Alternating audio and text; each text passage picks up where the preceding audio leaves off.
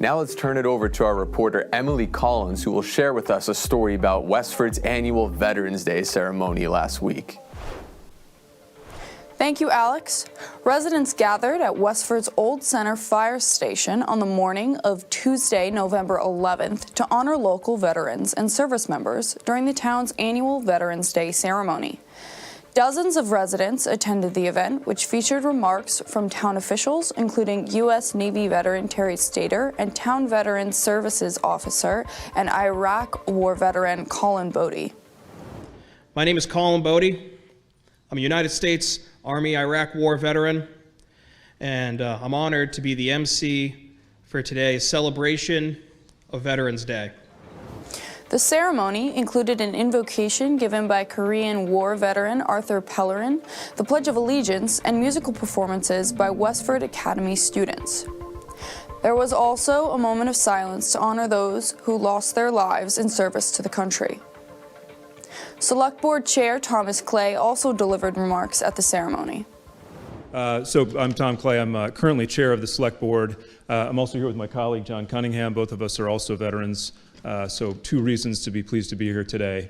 It's a great honor and one of the great joys of being in service to you to be able to recognize the veterans and be here with you today.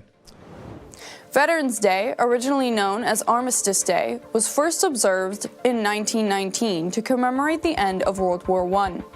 The holiday was renamed in 1954 to recognize all U.S. veterans and is observed each year on November 11th. After the ceremony, Stater and Bodie spoke to our multimedia journalist and news director Alex Fenson to share their stories as veterans. Thank you.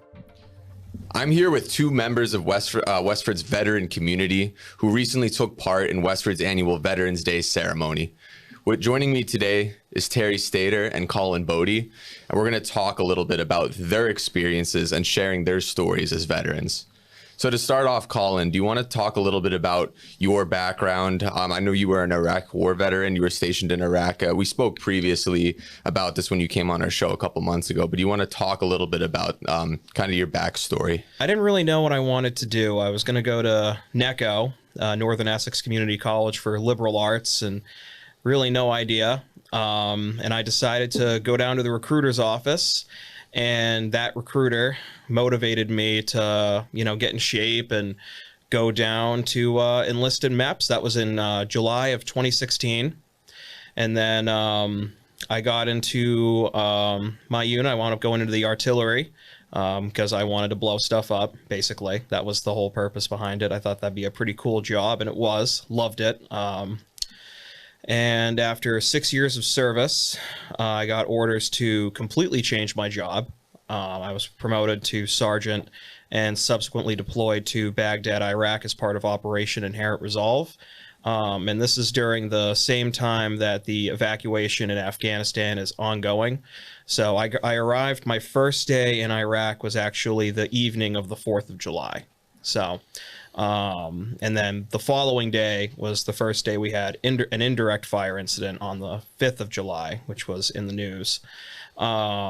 So I was in Iraq from July until early November, and then I was medevaced twice for cardiac incidents, and then that kind of led to the end of my military career, and basically that was the beginning of me kind of changing my role. And then Terry, I know you were in the Vietnam War, and want to talk a little bit about your experience there.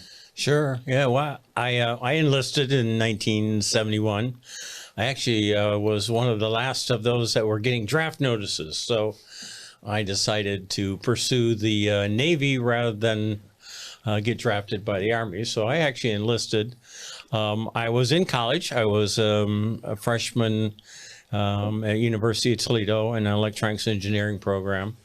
And I was working and had a good job and nice brand new car because I was making too much money as a single guy. But anyways, I did enlist and went to boot camp at Great Lakes in Chicago, just north of Chicago. And I was in the advanced electronics program there. So I originally had a 5-year enlistment, extended to 6, and then I extended again when I was overseas.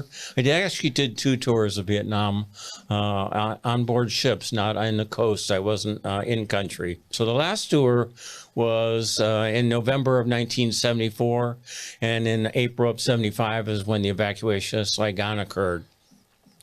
So the ship was very heavily involved with that. Our mission wasn't to be, I said in my presentation I did at Veterans Day, we got to observe all the aircraft and the evacuation of Saigon up close and personal.